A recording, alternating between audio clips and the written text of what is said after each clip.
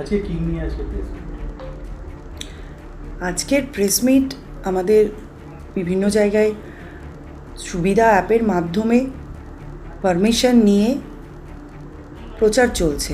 ভারতীয় জনতা পার্টির প্রার্থী হিসেবে আমি প্রত্যেক মানুষের কাছে যাচ্ছি, পৌঁছাবার চেষ্টা করছি।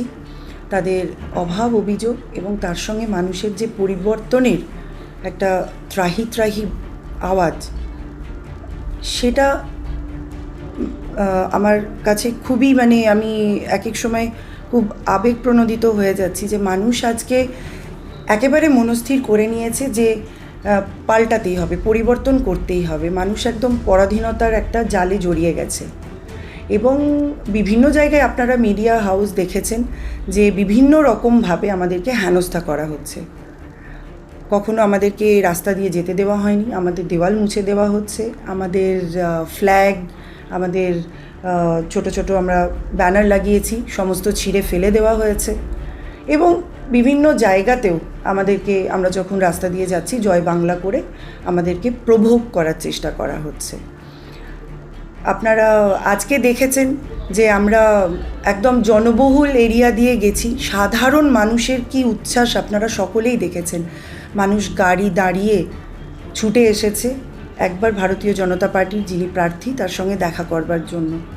মানুষ পদ্ম ফুল দিয়েছে, মানুষ মিষ্টি নিয়ে দাঁড়িয়ে থেকেছে, মিষ্টি মুখ করিয়েছে। মানুষের এই আবেগ, উচ্ছ্বাস এবং আশীর্বাদ, এতে আমি আপ্লুত এবং কৃতজ্ঞ। আর আপনারা দেখেছেন যে তৃণমূল সরকার বিভিন্ন রকমভাবে কিভাবে আমাদেরকে প্রচারে বাধা দিচ্ছে। কালকের ঘটনাও আপনারা সকলে দেখেছেন যে এলাকাতে আমি গিয়েছিলাম এবং আমার খুব সাধারণ কর্মী যার বাড়িতে আমরা খাওয়া দাওয়া একটু বিশ্রাম গ্রহণ করেছিলাম, আমি বেরিয়ে আসার পরে তার বাড়িতে রাত্রেবেলা রীতিমতো গিয়ে থ্রেটনিং করে এবং সেখানকার স্থানীয় কাউন্সিলর দাঁড়িয়ে করে। আমরা পুলিশ প্রশাসনকে জানাই, ইলেকশন কমিশনকে জানাই, কিন্তু দুর্ভাগ্যের বিষয় আজকে পুলিশের এরকমই একটা অবস্থা, পুলিশের মেরুদণ্ড আজকে এরকম জায়গায় চলে গেছে যে তাদেরকেও নাকি কোনো জায়গায় সাধারণ মানুষের কাছে প্রোটেকশন দিতে গেলে, পাশে দাঁড়াতে গেলে তৃণমূলের লোকেদের কাছে পারমিশন নিয়ে ঢুকতে হবে। এটা অত্যন্ত দুঃখের বিষয়। সেই জন্য পশ্চিমবঙ্গের বুকে ল অ্যান্ড অর্ডার যে ভেঙে পড়েছে তার বলার অপেক্ষা রাখে না। আমরা নির্বাচন কমিশন এবং স্থানীয় প্রশাসনের কাছে এই কমপ্লেন জানিয়েছি। আগামী দিন যদি এরকম হতে থাকে তাহলে আমাদের পক্ষ থেকে বৃহত্তর রকমে এর আন্দোলন চলবে। 22 নম্বর ওয়ার্ডের যে ঘটনা, সেই ঘটনার পরে অভিযোগ জানিয়েছিলেন। অভিযোগ জানানোর পর এখনো পর্যন্ত কি কাউকে আটক করা হয়েছে? এখনো পর্যন্ত কাউকে আটক করা হয়নি, কাউকেই এখনো পর্যন্ত তোলা হয়নি। পুলিশ তো, পশ্চিমবঙ্গ পুলিশ প্রশাসনের কাছ থেকে কোনো রকম আমরা সাহায্য বা সাধারণ মানুষের যেটা অধিকার সেটা আমরা এক্সপেক্ট করি না। তাই আমি ফলো আপে আছি।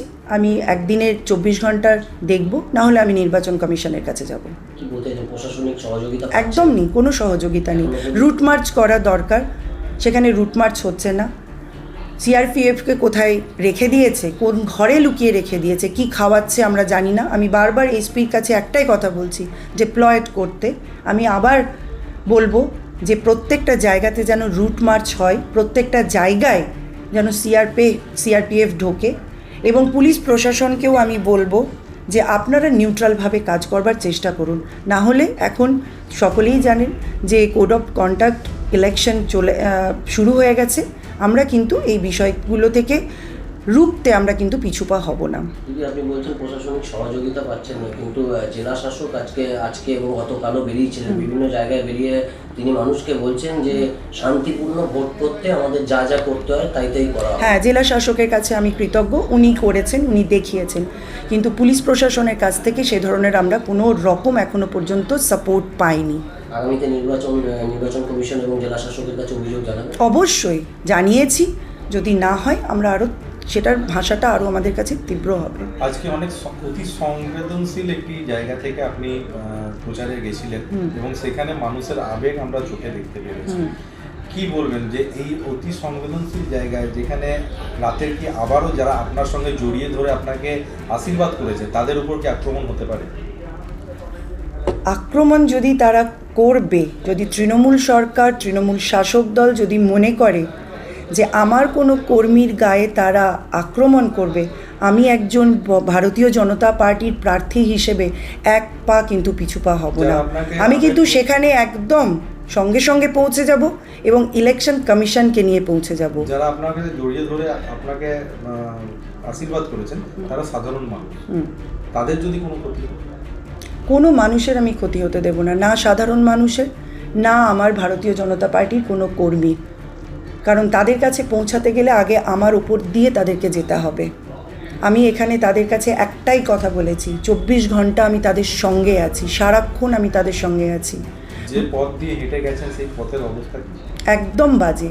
বর্ধমানের শুধু ওই পথ না, সব জায়গায় 35টা ওয়ার্ডে রাস্তাঘাট বলে কিছু নেই, ড্রেন বলে কিছু নেই, ড্রেনের ওপর দিয়ে জল চলে আসছে, মানুষের মাথার ওপরে এখনও ছাদ নেই, ঝুবড়িতে বাস করে মিউনিসিপ্যালিটিতে থেকে, বাড়িতে শৌচাগার নেই, যে শৌচাগারের জন্য মানে মানুষের মা বোনেদের সম্মান রক্ষার্থে যেখানে শৌচাগার বাড়িতে বাড়িতে করার কথা, সেই শৌচাগার নেই।